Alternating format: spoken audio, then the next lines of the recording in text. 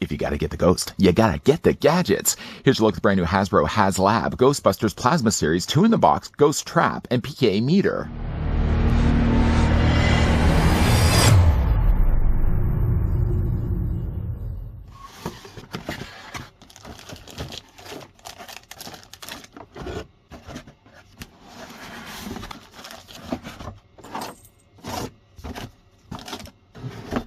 A lot has happened since we saved the world with our first ever Haslab, the Ghostbusters Plasma Series Spangler's Proton Pack life-size replica. That's why here at Ghostbusters Haslab Lab, we've been working on something special for fans and collectors, the highly anticipated sequel to the smash hit Hasbro Pulse Ghostbusters Haslab, the Ghostbusters Haslab 2. The Ghostbusters Plasma Series has equipped fans with a stunning neutrino wand and breathtaking proton pack, and now we're pleased to announce that spooky specters and ghosts can run, but they can't hide, not from the Plasma Series 2-in-the-box Ghost Trap and P.K.E meter premium adult collector set. I think maybe before we start thinking about capping and trapping any ghosts, we'd first look at the crowdfunding project stretch goals that were all completed during the campaign's run. Haslab had this, in fact, running from October 27, 2023 to December 11, 2023 at 11:59 p.m. Eastern Standard Time. Because they only needed 10,000 backers and because the 2-in-the-box set was going for $299.99, I think first that's a really good price considering the quality of these things you'll see in a second. By the way, though, for full disclosure, $299.99, that's US dollars.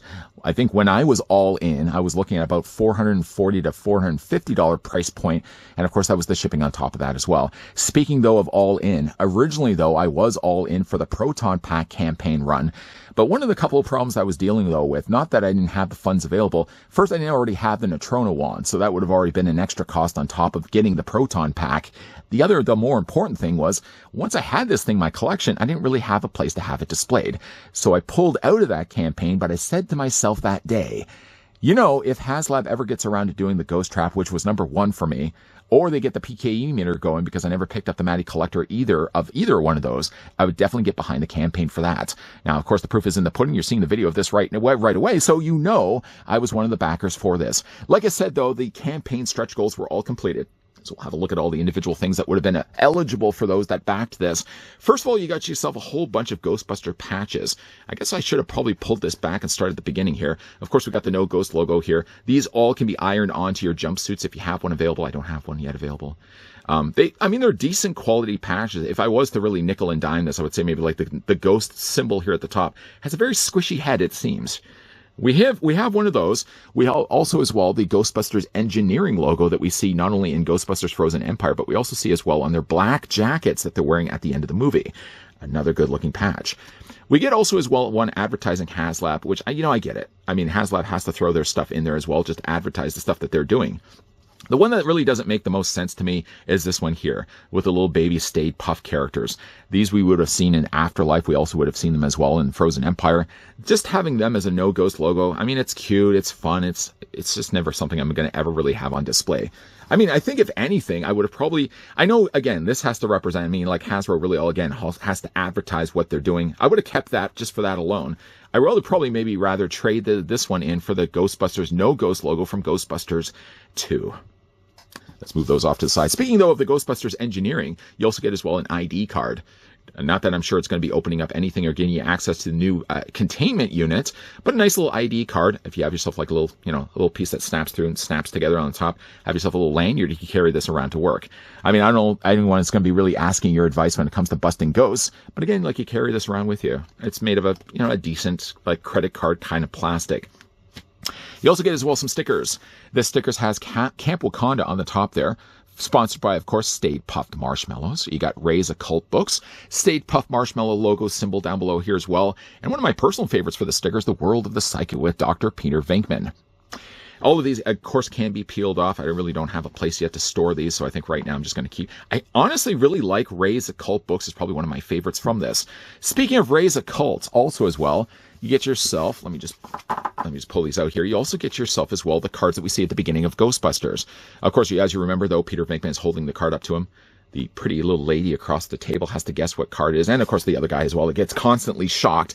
I don't know. Is it just a bunch of wavy lines? No, it's not. The one thing, unfortunately, though, about it is on the back, it's advertising Ray's Occult. I don't know 100%. I don't think Raise a Cult would have been around at the time that these cards would have come out. But some psychic cards, by all means, really cool as well. We also see as well Sigourney's Weaver characters, Dana Barrett, of course, at the very end of Afterlife, also using these cards and shocking Peter Venkman. So, of course, he gets his justice delivered back to him. The other thing that's kind of cool, too, although I don't really have a place for it just yet, is we get ourselves... would you call this schematics, blueprints? You get the blueprints, of course, of the P.K.E. meter to the left. On the other side as well, we also get ourselves the ghost trap. Kind of cool, you know, again, like if you want to get this thing framed, if you're one that really is a diehard Ghostbusters fan. Like, I consider myself a pretty big Ghostbusters fan, but I mean, not to the point where I feel like I would have my bottom basement kind of recreated into looking like a Ghostbusters headquarters. But, you know, if you're the kind of person that loves Ghostbusters stuff, like to the point where everything wall to wall is that ideally could be a pretty cool little thing to have on display. So again, I like the psychic cards. I think those are kind of cool. The stickers are a nice little touch. And again, like the actual patches are pretty cool. But again, like I really feel like if anything, I would have probably just dismissed this one altogether. Yeah, I know I probably will never display the Haslab for myself, but at least I probably would have kept that. The little ghosts, though, little baby state puffs, I would have just rather instead exchanged that for a no Ghostbusters logo from Ghostbusters 2. On to the replicas now, and the P.K.E. meter first. Actually, no, first become familiar with the instruction booklet that comes included with both.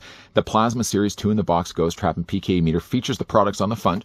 It gives you a more meaty idea of what exactly is going on with the Ghost Trap on the inside, and it gives you then step-by-step instructions for the P.K.E. meter on the back. Now, you may be looking at each of the steps and thinking, how am I supposed to read all of that? You realize quickly, though, that your language is being shared with others and that your language translates to only about that much that you have to read with each of the individual steps. The first step, and being the most important one, is you have to include the batteries. I hate to be the bearer of bad news, but Hasbro didn't include theirs. You need 4 AA's for the trap. You need then another 3 AA's for the P.K.E. meter. Again, like a good thing to read through first, especially when it comes to the taser options, because there's definitely a step that you need to really read thoroughly to make sure that you don't accidentally break this. I'm going to move this off, though, to the side. One of the cool things, though, about the P.K.E. meter is there's 2 ways of displaying it. Actually, though, the Ghost Trap also has something similar, too. First of all, you get yourself a holster. Now, with the Ghost Trap, as you'll see down the road in this review, there's an actual metal plate on the back just to reinforce this, because the Ghost Trap is a whole lot heavier than P.K.E. meter. It seems like it's a faux leather. I can't imagine that Hasbro would have used a real leather for this, but it's still stitched pretty decently. It's been riveted there on the side as well. This, of course, will be housing your belt, so the belt will enter in one side and exit out the other. Then you've got yourself a snap feature on the front. Will I ever use this? Probably not. First of all, I'm not a cosplayer.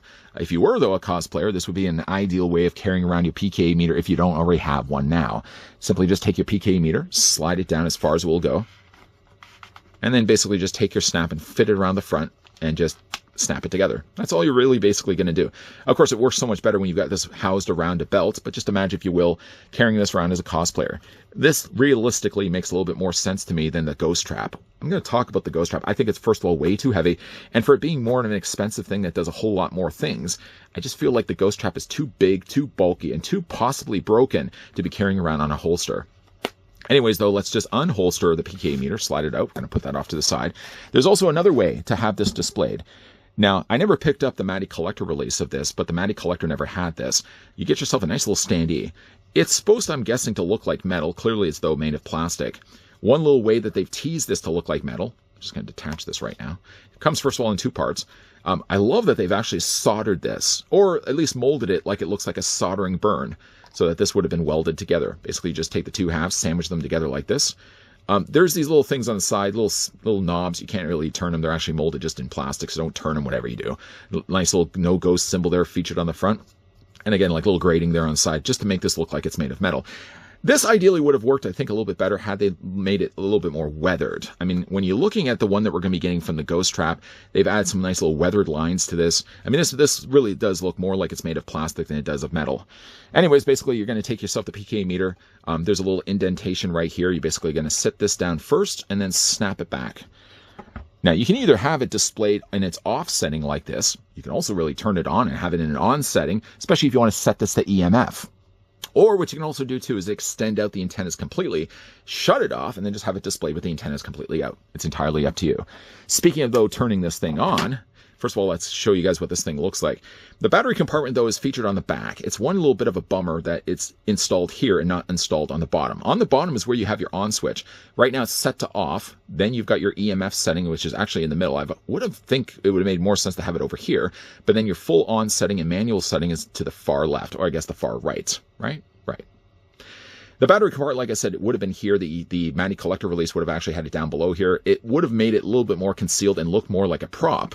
But having a battery compartment feature on the back like this, it does kind of make it look more than like a toy. But, I mean, truth be told, though, you're going to be seeing it from the front anyways. It's got some nice little weathering here on the front. Now, to display this, I want to show you guys what this looks like with the one that I got here from Spirit Halloween. This is one I've had in my collection for a while. I never again picked up the Matty collector release, but the Spirit Halloween did the job fine. I mean, it works. It's functional for at least what little time I've actually been playing around with this thing. And this, I think, cost me about $20. This, obviously, when you're breaking up, I mean, we're looking at $300. So let's just say maybe $200 for the Ghost Trap, $100 for the P.K.E meter. So, you know, again, like this is like 1/5 the price, maybe even like 1/4 the price.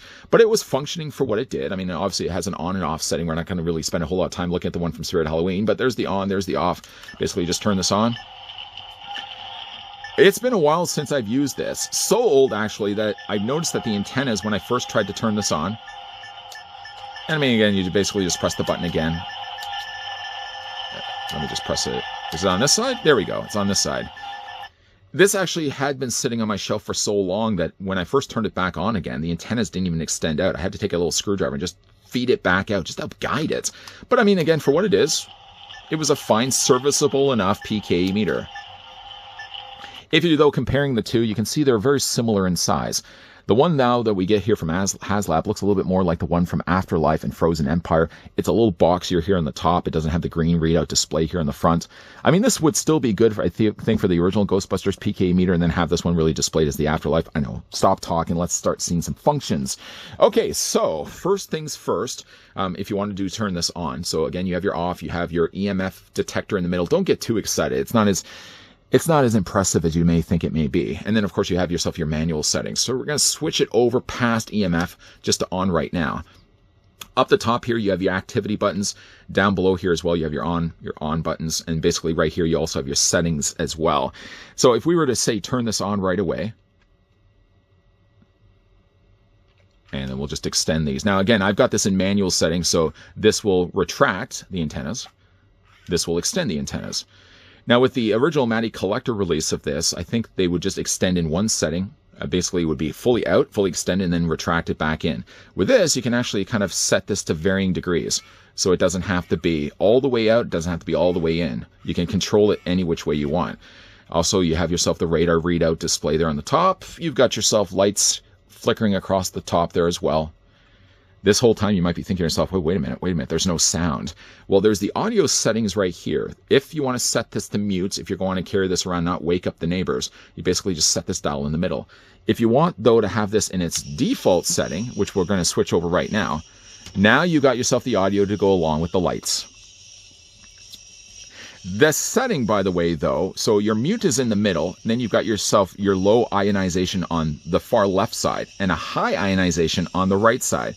So based with that, if you switch it all the way over to this setting, you can see, though, the readout goes a little bit faster. This also goes a little bit faster also as well. And I think like the sound is a little bit louder too. So that's just the on and off settings if you want to have this in a manual configuration. You can also as well turn this to different degrees as well. You can switch this off. The thing I really also like about this too, if we switch this back on, you set it to this option right here. And this is basically like it randomizes through different sequences. So if you want to be carrying this around and kind of start to concern people that there may be ghosts around in the room, you press this button and it will cycle through different routines of having the antennas coming out, going back in, the lights and sounds being a little more interrupted by maybe EMF signals around them. So basically you just press this button. And then from there, you really don't have to do anything. You're just basically walking around the rooms. And you can see it goes from a low settings. And then it's going to spike in a second. There we go. So something clearly is in the room. And again, like the sounds and the lights, very bright. There we go. Something has been detected in this room. So there's that option. Basically, you would just switch that off again. So we'll just switch that off. There we go. Switch it back on. And then we can just extend it again how we want it. The other thing that this option does give you too is it switches over to EMF. Now the EMF setting, if I just switch this off for a second, actually we'll just switch this completely off on this side. The EMF was one thing that was marketed by Haslab in order to promote the idea that theoretically, if you have yourself an EMF detector, you could detect the magnetic fields around you. That was impressive for me, at least, because I never really had an EMF detector, and the idea of being a true Ghostbuster, being able to walk around the room and detecting spiritual anomalies seemed very intriguing to me, until you switch it over to EMF and you feel like it's not as impressive as they maybe advertise it. So what we're going to do is, instead of switching it to the 2 line option, we're going to switch it only to the middle. We switch it to here, and then when we turn it on, it's automatically going to be detecting anything from a magnetic field around us. Now, we could, from there, maybe put it into the display stand. Just put it there like that. And again, like, I don't have it in the try option or this button right here setting. I've got the switch to EMF. So what it's going to do is it's going to detect anything that's of a strong EMF signal or electromagnetic field around us. The thing, I've already walked across my house. I've kind of walked from room to room to see if the signal would increase or decrease. And I noticed it doesn't really do all that much. In fact, the only time I've noticed that an EMF field was detected, ironically enough, was when I was going closer to a light bulb. If you have yourself like an LED light bulb, for example, getting this closer to a bulb, you'll notice that the needles would then spike. And just because, again, like the field of energy that's emitting out of that. You can also put this near a microwave, for example. Anything that's really putting out like a bit of like white noise or a sound or like audio energy around us. So again, like there's that option available, but as you're seeing right now, it's not doing a whole lot. If anything could be said, it's actually a little bit more exciting to switch this over and set this to this option, where at least it's doing something. This is actually more impressive than the EMF detector because, you know, like with the electromagnetic field detector, it wasn't detecting a whole lot. So don't go in this expecting this to do a whole lot more than what it was doing. You'll actually get a little bit more. Actually, this looks more exciting when you have it in this feature where you press this option instead. The last thing that we'll do is we'll switch this over to off. And actually then we'll switch it over to full on with the manual options. The other thing that also we see in Afterlife, Egon Spangler, of course, at the beginning of the movie, being chased by a terror dog, has no other choice. His last stand, obviously, inside his living room. He sets this to taser mode, and we all assume that he takes his own life for the risk, of course, of being possessed by a terror dog and the entryway, again, of Gozer. So you can't set that again, replicating that in the movie. What it is, first of all, is that make sure it's on, which it is. So again, if the manual settings have the antennas extended out or retracted, you're just going to lift this up and you're going to take this dial, this little lever here, and you're going to push it forward. When you do that, it's going to take then the antennas and it's going to flip them forward like this. And then from there, you take those same buttons and you can see how now it's giving us, there we go. You can see on the front, it's got the taser shocking lights and sounds. What you can also do too, and there's a readout that's now changed on the front. You can also switch that in the middle. Switch it into the middle. And I noticed though with the taser option, when you even switch this in the middle, it still has lights and sounds. But what you can also do too is you can hold the button and it's going to start overheating. And you can see it's pulsating on the front. And eventually, if you have this going for too long, it burns itself out. It basically has to go back in a default reset setting just so it doesn't overheat.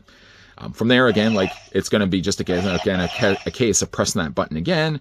And you can see, let me just show you guys how that looks. You got the taser option available there on the top. Now, the instructions, if you're looking at the instructions, they are easy to understand, but it's one thing that you have to do these in separate steps. So when you're ready to put this back into the regular P.K.E. meter setting, you have to take the antenna here first and bring this down, and then you take this piece right here. So see how this swings out? This is a separate section from basically the neck or the antennas here. You want to bring this down and lock this in place. And when you do it, you have to do it on this side first. When that's locked, you take then the second side and lock it down too. And then from there, it defaults back to its P.K.E. meter setting. And then from there, it works exactly the way it did before. I'm glad that at least there's a lock-in feature. My only one concern, though, about having this always set, like if you switch this right now to the taser option, I don't know how many times this is going to lock in place.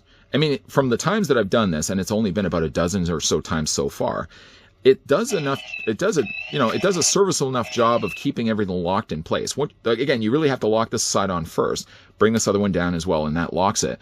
But how many times is that going to work? How many times is that going to lock in place? That again, my only concern though is after a while, if whatever's holding those in place, to lock it back over to the default P.K.E. If really though I would want to have really this on a P.K.E. meter setting, then I would want to have this on the setting of the stunner or the taser setting. Again, you want to make sure, of course, this comes down too, so you don't accidentally trip this while you're holding the back of the P.K.E. meter. I myself have only done this for about 6 or 7 times. I certainly, and of course showed you guys in this review probably a couple of times after that. I mean, I don't think I have any plans to really switch this over to taser any times after that, because again, I don't want to have damage to the actual antennas, because sooner rather than later, I would think that something's going to stop locking in place. And then I had actually this happen a couple of times too, where I wasn't properly locking on one side and it kept swinging back out. And I certainly don't want that to happen. But again, as it goes for a P.K.E. meter, having really though, again, the only one that I had before was the, where is it? Where's the Spirit Halloween one? Spirit Halloween one right here. It certainly though is an upgrade. I mean, it certainly is a little bit more of a higher cost price point too. It's got some nice weight to it. It does have the functions, but I think the only thing that's a little underwhelming for me is the fact that the EMF setting, as good as it may have been as marketed, I think you'd probably have better success just picking up an EMF detector on its own, because you probably would be able to get a better reading than the one we're getting here from Haslab. And on to now the Ghost Trap, and easily for me my favorite of the two things inside the two in the box.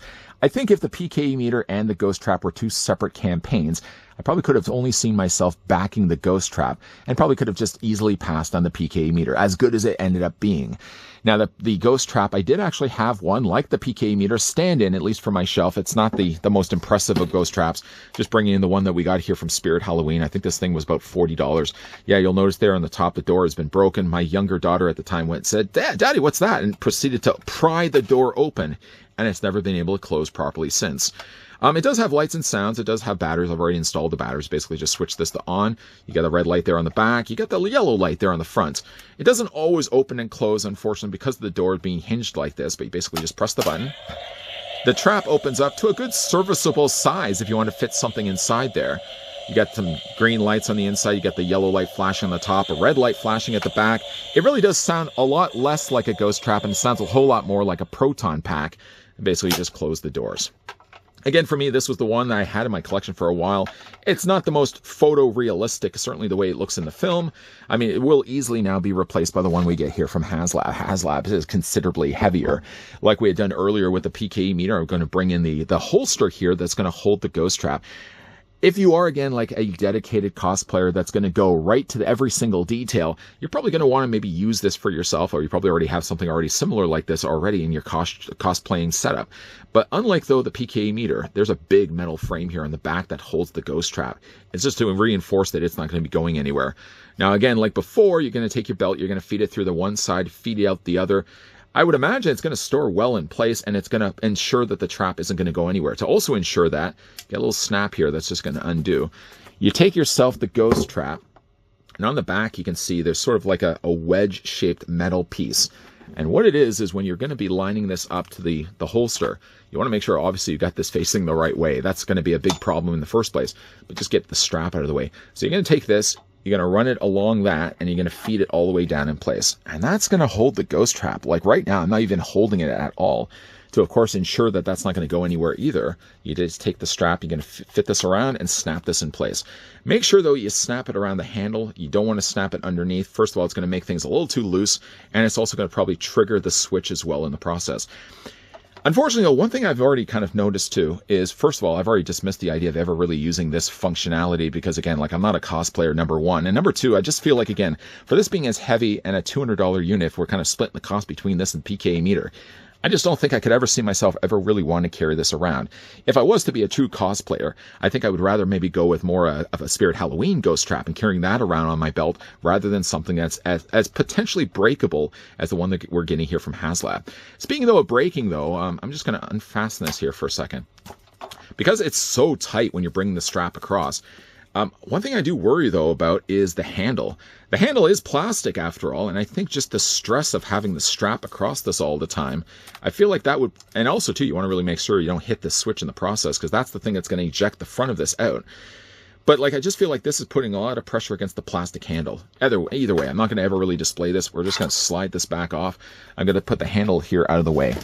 While I've actually got the ghost trap still, I did put it back down. Let's also look at the display stand that comes included with this too. Now, the P.K.E meter was kind of done very similar, other than, where's the P.K.E meter? Let's just bring in that stand for a second. Now, you can see that they're very similar, very much the same kind of design. But the one thing that this is lacking, that this does have a whole lot more, is some nice additional weathering. This gives at least a foolish notion that this could be made of metal. I mean, we all know that this is only done in plastic, but at least by adding a little bit of silver, it gives at least a fooled idea that this thing could have actually been made in metal instead. You got, of course, the No Ghost logo down below here as well. You got a couple of little stopper bumpers on the back here too. And basically what you're going to do, if you're already familiar with that shape, take the wedge again. But this time what you're going to do is, see there's a wedge there on the top. Basically just take the trap, guide it up the wheels, and you want to make sure it latches in place. I'm just going to pick this up so you guys can actually see. See, when you're taking that, it's going to fit across the track. It's going to snap in place. And again, like, you could carry this around by that trap handle. Not that I would advise it, but that's one way of displaying this if you don't have any real plan to connect it actually to the foot pedal. Speaking of connecting to the foot pedal, if you choose not to go that route, I would certainly encourage maybe using these. Now, Haslab also include these little stopper pieces. They're made of fairly soft plastic, but the idea, though, is I'm just going to take the trap off. Actually, you know what? Let's just move this stand out of the way here. We don't need that anymore. If you look at the back of this is basically where the hose is going to connect from this end to the end, though, of the foot pedal.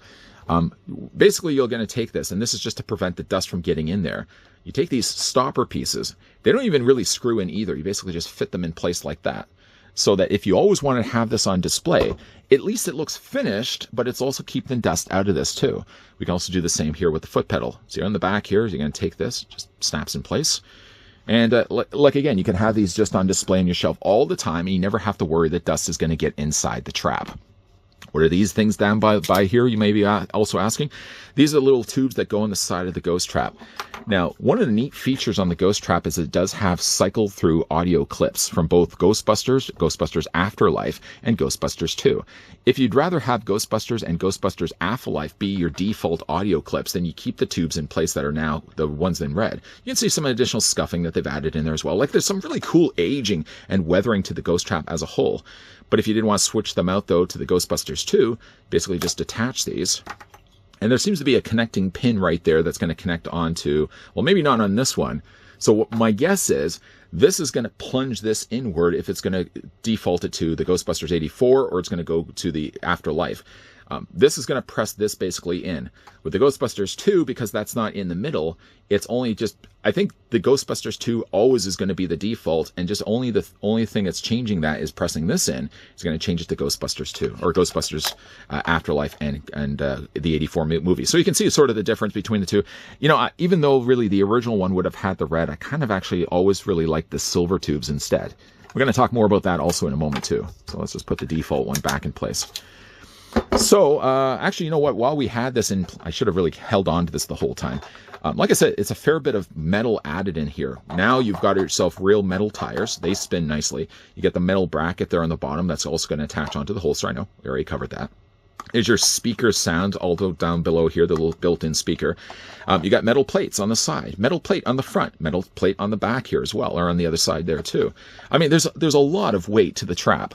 When I had weighed this, I weighed this earlier, and I don't know if I was using a proper scale or not. I was clocking in about 7-8 pounds. It might have actually even been heavier. Truth be told, I probably could have even used a better scale than what I was using. But it's pretty heavy. It's pretty heavy. Some of the other features that I like about this, again, is like you've got some nice weathering that they've added to the side of the trap. A nice little touch, too, is that they've also added the soldering lines here where the top of the trap handle would have been welded to the rest of the body. So that's also there, too. Nice little touches. It's all these little small touches of detail. I like that there's weathering here. So, like, the hand is always going to be holding the trap handle, and they factor that in. Obviously, there's going to be paint that's going to start to wear away the more times you're holding this. So they factor that into the way that they painted it. Sticker application certainly is there, too. You got some sticker application there on top. You got yourself as well the danger sign there in the front, high voltage. You may want to stay clear of that. You got some sticker application there on the side. Everywhere that you'd expect it to be in the film is also here as well for the replica. So let's sort of cover off all the... Oh, and actually one other thing too. I guess before we kind of get down to the features on the Ghost Trap, I also want to show you guys what the foot pedal looks like. Again, I don't have the Matty Collector. I never end up picking that one up. But I mean, hearing the horror stories that went along with the Matty Collector release, I'm kind of glad that I just held off instead. The foot pedal on theirs, I think, was a little bit more wobbly. This certainly does feel it's a little bit more stable when you're pressing it down. You got, again, like the little... I guess, is that a fuse box? I guess in the back corner there. Again, you've got some nice wires there on the side. Again, a little bit of connecting, I guess, information telling you how to connect onto the cable. You got the cable there on the back as well. There's not as much give to this. It's more show than anything else. And of course, you got yourself the red light. That red light will flash on and off when, of course, you've opened and closed the trap. Of course, we also will want to be taking this off. We don't need that anymore. And while we're also at it too, let's take off the one on the end of the Ghost Trap. Of course, to connect from here to here, we're going to need one of these. The Matty Collector release would have used more of a plastic cabling, where actually this is a real wire. So there's durability. You can feel like you can bend these, and you're not going to start to fray or bend and damage the wires. The wires themselves, by the way, do connect by metal. And when you're looking at it, for example, on the back of the trap, it connects by 3 prongs. And when you're putting it also in place too, you can see like there's a little lip that sticks down. And there's also a little slot. It's not even so little either. What you'll do is you'll connect that to the top. And then you'll also turn this in place, just to ensure that it's good and tight. And maybe I don't have it all the way on there. Let's see. Do we have it on there? There we go. Okay. Now we turn it tight. And once you have it good and tight, not that I would really recommend doing this, but you can really carry the trap around like they did in the movie by the cable. Again, I wouldn't really recommend this, considering that we're looking at, what, like a $200 trap. We'll do the exact same thing here with the kickstand, the foot pedal. And again, make sure you make the proper decisions to put the shapes in the right place, because if not, it's going to not plug in. And unlike the Ghost Trap, let's make sure it's all the way on there. And we're also going to turn the dial. Now, I know what you're probably thinking this whole time. Could you have used the trap without the foot pedal? The answer really is yes. The trap does actually work really without the use of the foot pedal, and you never really even have to connect it. If we kind of think a few thoughts back to when this was originally on its display stand, it was never attached to the foot pedal at all, but you can actually still use the functioning trap. What you'll do is you'll switch this on or off. Right now it's in the off setting. It's right in the middle. If you want to use without the motor, you'll switch it forward. And that's going to light up. Well, it's not going to light up the back. It's going to light up the front. Or if you want to make use of the motor, where it's going to be a little bit of kind of functioning rumbling going on here. It's not going to necessarily shake, though, like the Matty Collector, but it'll have a little bit more bass to everything that's going. You can also switch it over to motor. And motor, without actually pressing the button in the process, motor will actually give you a little bit more bass, a little bit more sound. You can also adjust the frequency or the intensity of that motor by turning the dial on the side. And if you have it all the way, you can, I mean, again, it's not shaking, but you can certainly feel it. I kind of prefer to have it a little bit lower myself. Now, if you also want to kind of figure out what you're turning and how much of an intensity you're doing it by, look at the meter here on the top. Say, for example, I want to adjust the motor function. Right now, it's what? Sitting middle.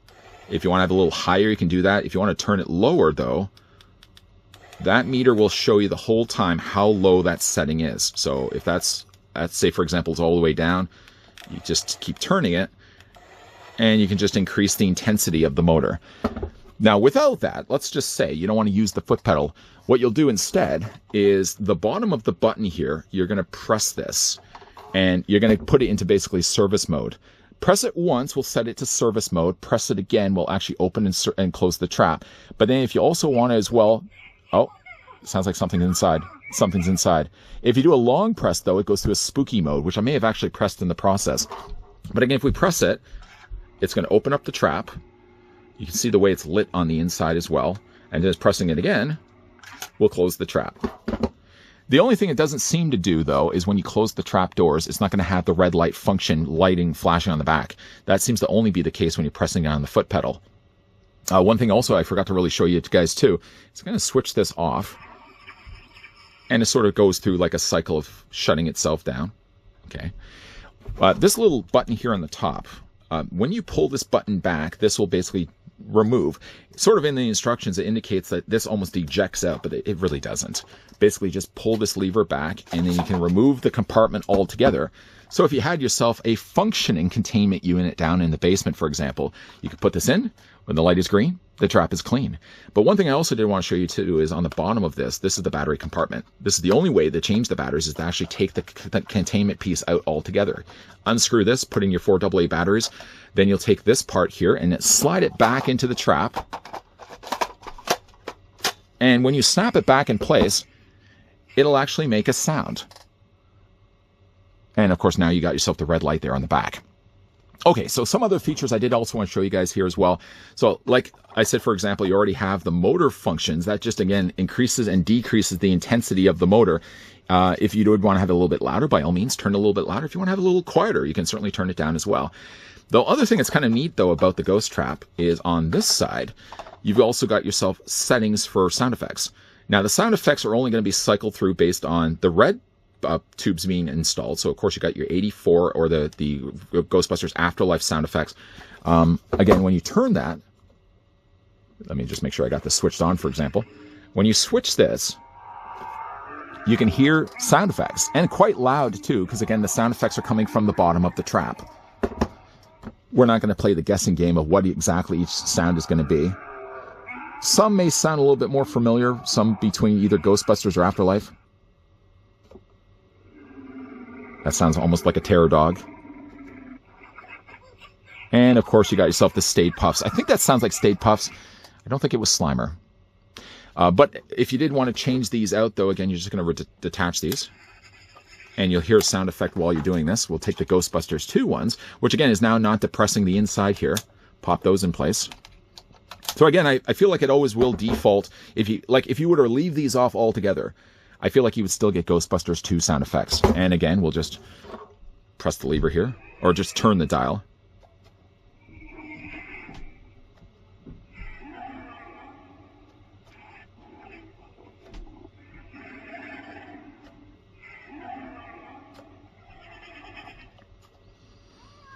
Oh. It does kind of sound like Slimer, doesn't it? Anyways, though, again, we're not going to spend the whole time talking about guess the sounds. Let's actually show you guys, I'll show you guys some of the other things that are also on the Ghost Trap. So if we spin this around, so again, like this side is the motor, this side is your sound effects. Feature here, though, on the front is also the additional sound effects. So like here, though, you've got the bar LED. So the animation that you're seeing currently on the LED on the top, you can change that by just turning this dial. So right now, we've got ourselves Quiet Slimer, singing the Ghostbusters theme. If you turn the dial here, you can actually cycle through different animations of lights. So you can switch it going the opposite way. You can also have it going this way, so it looks like Kit from Knight Rider. And you can also have it going that way too. I prefer myself to have it, let me just cycle it to the one I want to have it here. I kind of usually like to have it set like that. The other knob here featured on the front is also for the trap effects. So when you're turning that dial, it will actually change the sequence of lights on the inside of the trap when, of course, you're putting down the foot pedal. And again, it's just a case while you're switching it. You can hear also each time you're doing it, it makes the sound effect. So you know you're changing a setting to it. And that's pretty much it for the Ghost Trap. I mean, obviously, the only other thing I need to show you guys is how that works. Just close that up. Oh, one other thing I did also want to show you guys, going back to that button I just inadvertently pressed here. When you press and hold that button, it goes through a spooky sounds. So basically it just cycles through various sounds. Okay, so with that now being said, let's go ahead and set this thing. We won't maybe do it with the motor. So, we'll set the setting to the top here, and then we'll go ahead and hit the foot pedal. Now, you want to make sure, this is one thing I noticed here with the Ghost Trap, if you have the dial facing the wrong way, oh, that's the Morse code. That's the one thing we want to set. This dial right here, too, seems to also change as well. I think it goes from like an SOS mode, like a trap effects mode. So we want to kind of set it, I think it's right in the middle here. No, it's not that one. We'll switch it up. Sometimes you may even have to turn it off, turn it back on, see if it works this time. There we go. So pushing down the foot pedal, it's actually, you can see, very responsive. It's right now pulling, of course, the ghost down when you're good and the ghost is trapped. You can either, now it will close on its own, or you can also just easily open and close it by pressing the foot trap alone. Of course, the lights, the yellow light will feature on the front. your flashing light there on the back, and you'll also have a same matching flashing light on the back of the trap there too. The one other thing I also want to show you guys is the other light effect. So we switch that over. You can see it flashes more. You can also hear too, it makes a kind of a build-up audio sound before the trap door actually opens. And we can close it again. Actually, one other thing I did also want to show you is one last thing before we get to the P.K.E meter. Just to open up this, I want to get this out before the trap closes on me. There we go. There is a little mesh piece that actually comes with the box. You don't have to put it in the trap if you don't want to. My guess is what Hasbro's done here, we open up the trap again. Oh. You can see that the inside of the trap, again, is flashing. You don't have to have the mesh in there if you don't want, but there's an extra little bit of cavity space. I think they put that there specifically if you had yourself like a little fog machine that could emit fog. The only thing that kind of concerns me, though, with doing that is if you're having a fog machine, what goes with fog? Water. What goes with water? Obviously, the moisture that comes out from a fog machine. I feel like that may start to cause conflict with the mechanical workings, the electronical workings of the trap. So I don't know, well, maybe that's probably the reason why they made the little mesh piece here as something that's removable. Again, you don't have to have it with the trap if you don't want to. You can see it still gives you a finished inside of the trap. It's just going to give you a little bit more space. I did notice, though, without having the mesh in there, that the lights seem to flash a little bit brighter, especially when you're seeing it from the side. So myself, I may just choose to leave the mesh off completely because I think you get a much brighter looking trap when you have that left off. One last thing I did want to show you guys too is that the ghost trap does interact with the P.K.E meter. I just happen to have the P.K.E meter here ready to go. So while the ghost trap is running and while the P.K.E meter is also running, you will want to extend out the antennas.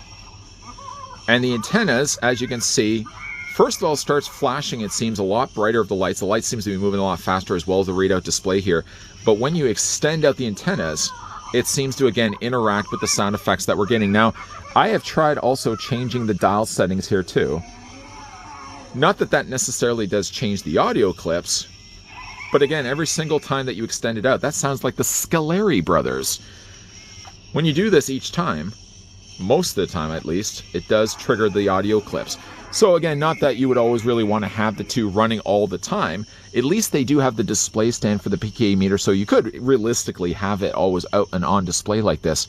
For me, at least, it's not a feature that I would really ever use, but I'm glad to see something that, as a little fun Easter egg, that Hasbro would incorporate as well to their sets. Oh, that's a really cool sound. In the end, though, I'm really happy that I got the chance to pick up the 2-in-the-box set. I mean, again, this was a campaign that started way back in October 2023 and now only started to ship now in the beginning of December. But those that have been lucky enough to be part of the backing campaign, it's now fully, you know what, let's just turn this off. For those that were, again, lucky enough to be part of the campaign, I mean, for a $299 set, yes, it is a little bit more expensive, especially if you are a Canadian collector. I mean, for me at least, it was more close to about $450, about $400, even $60. But at least I got myself 2 props instead of just the one. Ideally, though, I would have still only really wanted the trap. The trap was really right from the beginning. The thing I always said, like if Hasbro could make a ghost trap, it would be the one I would back right away. I guess it was probably a good thing that they also incorporated the P.K.E meter, so it was essentially a 2-in-the-box ready to go. Have you guys had the chance to get this set for yourselves? Let me know down below in the comments section. What other prop replicas from Ghostbusters, Ghostbusters 2, Afterlife, and even Frozen Empire would you guys also like to see Haslab approach next? A couple of ideas I was thinking, first of all, is the Geiger meter. The Geiger meter from Ghostbusters 2.